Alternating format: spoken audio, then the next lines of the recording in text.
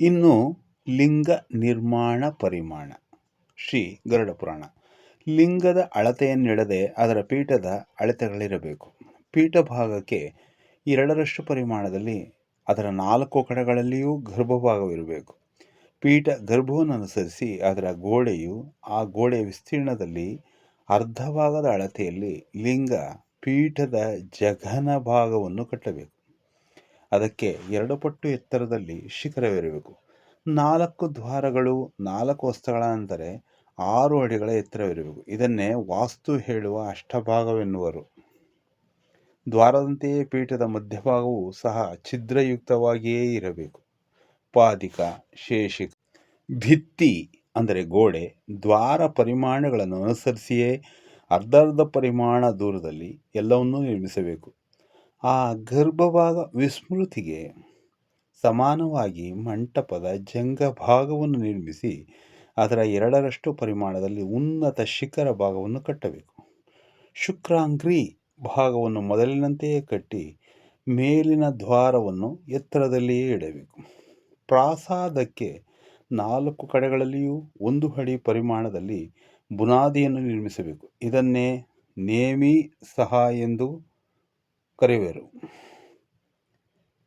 ಗರ್ಭಗುಡಿಗೆ ಈ ನೇಮಿಯು 2ರಷ್ಟು ಇರಬೇಕು. ಪ್ರಹಾರಿ ಗೋಡೆಯ 2ರಷ್ಟು ಎತ್ತರದಲ್ಲಿ ಶಿಖರವಿರಬೇಕು. ಲಕ್ಷಣಗಳನ್ನಿಡಿದು ಪ್ರಾಸಾದಗಳಲ್ಲಿ ಅನೇಕ ವಿಧಗಳಲ್ಲಿರುತ್ತವೆ.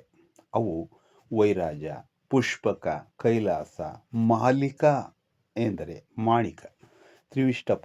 ಇವು ಕ್ರಮವಾಗಿ ಚತುರಸ್ರ, ಆಯತ, ವೃತ್ತ, ವೃತ್ತಾಯತ, ಅಷ್ಟಕೋನಾಕಾರಗಳಲ್ಲಿ ಇರುತ್ತವೆ. ವೈರಾಜ ಪ್ರಾಸಾದದಲ್ಲಿ ಮತ್ತೆ 9 ಪ್ರಾಕಾರಗಳು, ಚೌಕೋರ ಪ್ರಾಸಾದಗಳು ನಿರ್ಮಿಸಲ್ಪಡುತ್ತವೆ. ಅವು ಮೇರು, ಮಂಧರ, ವಿಮಾನ, ಭದ್ರಕ, ಸರ್ವತೋಭದ್ರ, ರೂಚಕ, ನಂದನ, ನಂದಿವರ್ಧನ, ಶ್ರೀವತ್ಸಗಳು.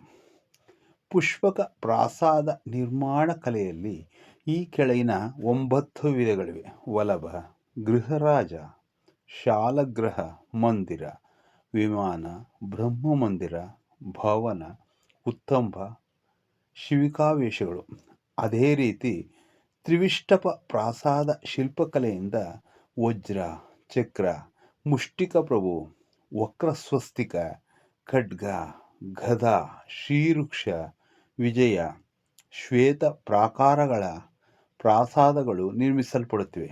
ಅಷ್ಟೇ ಅಲ್ಲದೆ ತ್ರಿಕೋನ, ಪದ್ಮಾಕಾರ, ಅರ್ಧಚಂದ್ರಾಕಾರ, ಚತುಷ್ಕೋನ, ಷೋಡಶಕೋನದ ಪ್ರಾಕಾರಗಳ ಪ್ರಾಸಾದಗಳನ್ನು ಒಂದು ನಿರ್ದಿಷ್ಟ ಫಲಕ್ಕಾಗಿ ಕ್ರಮವಾಗಿ ರಾಜ್ಯ, ಐಶ್ವರ್ಯ, ಆರ್ಯವರ್ಧನ,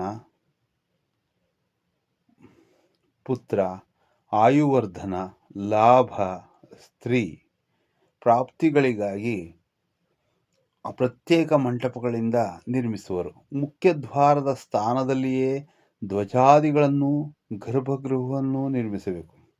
ಸೂತ್ರದೊಂದಿಗೆ ಎಚ್ಚರಿಕೆಯಿಂದ ಅಳೆದು ಸರಿಸಂಖ್ಯೆಗಳ ಗುಣಿತಗಳಲ್ಲಿ ಮಂಟಪವನ್ನು ನಿರ್ಮಿಸಿ ಅದರಲ್ಲಿ 4ನೇ 1 ಭಾಗದಲ್ಲಿನ ಅಳತೆಯಲ್ಲಿ ಒಂದು ಭದ್ರಗೃಹವನ್ನು ನಿರ್ಮಿಸಬೇಕು. ಭದ್ರಗೃಹದಲ್ಲಿ ಕಿಟಿಕಿಗಳು ಇರುವುದಿಲ್ಲ. ಪ್ರಾಸಾದದಲ್ಲಿ ಏರ್ಪಾಟು ಮಾಡುವ ಲತಾ ಮಂಟಪಕ್ಕೆ ಭೂಮಿಯನ್ನು ವಿಷಮವಾಗಿಯೂ ಅನೇಕ ಬಣ್ಣಗಳಲ್ಲಿಯೂ ರಚಿಸಬೇಕು. ಪರಿಮಾಣದ ಲೆಕ್ಕಗಳು ಅವಶ್ಯಕವಿಲ್ಲ. ವಿಷಮ ರೇಖೆಗಳೊಂದಿಗೆ ಅಲಂಕರಿಸಬೇಕು. ಪ್ರಾಸಾದದ ಆಧಾರ ಭೂಮಿಯ 4 ದಿಕ್ಕುಗಳಲ್ಲಿ 4 ದ್ವಾರಗಳೊಂದಿಗೆ 4 ಮಂಟಪಗಳಿಂದ ಸುಶೋಭಿತವಾಗಿರಬೇಕು. 100 ಶೃಂಗಗಳ ಎಂದರೆ ಬುರುಜ ಸ್ತಂಭಗಳಿಂದ ಇರುವ ಪ್ರಾಸಾದವನ್ನು ಮೇರು ಪ್ರಾಸಾದವೆನ್ನುವರು. ಇದು ಉತ್ತಮ. ಇದರಲ್ಲಿ ಪ್ರತಿ ಮಂಟಪಕ್ಕೆ 3ರಂತೆ ಭದ್ರಗೃಹಗಳಿರಬೇಕು. ಇವೇ ಅಲ್ಲವೇ ಹಲವಾರು ವಿಧವಾದ ದೇವ ಪ್ರಾಸಾದಗಳಿವೆ. ಸ್ವಯಂಭೂ ದೇವತೆಗಳಿಗಾಗಿ ನಿರ್ಮಿಸುವ ಪ್ರಾಸಾದಗಳಿಗೆ ಹೆಚ್ಚಾಗಿ ನಿಯಮಗಳಲ್ಲಿ ಇರುವುದಿಲ್ಲ. ಚತುರಸ್ಸ ಆಲಯಗಳಲ್ಲಿ ಚಂದ್ರಶಾಲಾಯುಕ್ತಗಳಾದ ಜಗಲಿ ಇರಬೇಕು. ಇವುಗಳಿಗೆ ಎದುರಾಗಿ ಆಯಾ ದೇವತೆಗಳ ವಾಹನಗಳಿಗಾಗಿ ಲಘು ಮಂಟಪಗಳನ್ನು ನಿರ್ಮಿಸಬೇಕು. ದೇವ ಪ್ರಾಸಾದಗಳಲ್ಲಿ ದ್ವಾರಕ್ಕೆ ಹತ್ತಿರವಾಗಿ ನಾಟ್ಯಶಾಲೆ ಇರಬೇಕು. ದ್ವಾರಪಾಲಕರ ವಿಗ್ರಹಗಳು ಶಾಸ್ತ್ರೋಕ್ತವಾಗಿ ನಿರ್ಮಿಸಬೇಕಾಗುತ್ತದೆ. ದೇವಾಲಯಕ್ಕೆ ಹತ್ತಿರದಲ್ಲಿಯೇ ಅದರಲ್ಲಿ ಕೆಲಸ ಮಾಡುವವರಿಗೆ ವಸತಿ ಗೃಹಗಳನ್ನು ಕಟ್ಟಿರಬೇಕು. ನಮ್ಮ ದೇವಾಲಯಗಳು ಕಲೆಗಳಿಗೆ ಪ್ರತೀಕವಾದವುಗಳು. ನಾಟ್ಯ ಸಂಗೀತವನ್ನು ನಿರಂತರವೂ ಮಕ್ಕಳಿಗೆ ಹೇಳುತ್ತಿರಬೇಕು. ಸಂಸ್ಕೃತ ವ್ಯಾಕರಣ, ಇತರೆ ಭಾಷೆಗಳ ವ್ಯಾಕರಣಗಳು ಸಹ ಗುರುಗಳು ಅಲ್ಲಿ ಉಚಿತವಾಗಿ ಬೋಧಿಸಿ ದೇವರಿಗೆ ಆತ್ಮಬಂಧುಗಳಾಗಿ ಬೆಳೆಯಬೇಕು. ವಿದ್ಯಾಲಯಗಳಲ್ಲಿ ಸಂಬಳವನ್ನು ಪಡೆದು ವಿದ್ಯೆಯನ್ನು ಬೋಧಿಸುವುದು ವಿದ್ಯಾದಾನವಾಗುವುದಿಲ್ಲ. ದೇವಾಲಯಗಳಲ್ಲಿ ಉನ್ನತ ವಿದ್ಯೆಗಳನ್ನು ಅಲ್ಲದೇ ಇದ್ದರೂ ತಮಗೆ ತಿಳಿದಿರುವ ವಿದ್ಯೆಯನ್ನು ವಿದ್ಯಾರ್ಥಿಗಳಿಗೆ ಕಲಿಸುವುದರ ಮೂಲಕ ಅಲ್ಲಿನ ಗುರುಗಳು ಸಾರ್ಥಕ ಜನ್ಮರಾಗುವರು. ದೇವಾಲಯವನ್ನು ನಿರ್ಮಿಸಿದಾಗಲೇ ವಿದ್ಯಾಲಯಕ್ಕೆ ಅವಶ್ಯಕವಾದ ಸ್ಥಳವನ್ನು ಮೀಸಲಿಟ್ಟು ಆ ವಾತಾವರಣವನ್ನು ಹಿಂದೂ ಮತವು ಕಲ್ಪಿಸುತ್ತದೆ.